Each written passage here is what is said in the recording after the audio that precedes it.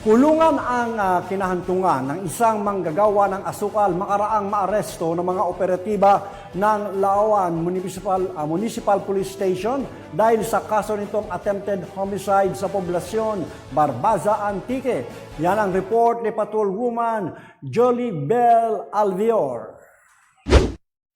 Kulungan ang bagsak ng isang lalaki ng arestuin ng Lawaan PNP sa kasong attempted homicide sa poblasyon Barbaza, Antique nito lamang hapon ng Martes, 19 ng Marso taong kasalukuyan. Kinilala ni Police Captain Joselito M. Yana, officer in charge ng Lawaan MPS, ang naaresto na si alias Untoy, 46 na taong gulang, walang asawa, manggagawa ng asukal at residente ng Barangay Virginia, Lawaan, Antique.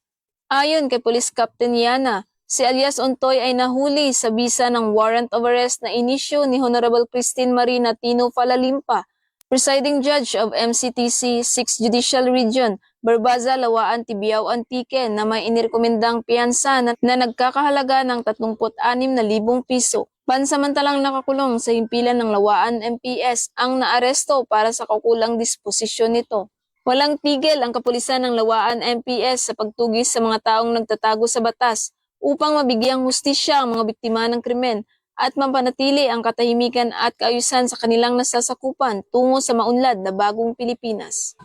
Mula dito sa Antique Police Provincial Office, ako ang inyong Police News Network Correspondent, Patrolwoman Jolibel Albior, alagad ng batas, tagataguyod ng balitang pulis. Maraming salamat, Patrolwoman Alvior.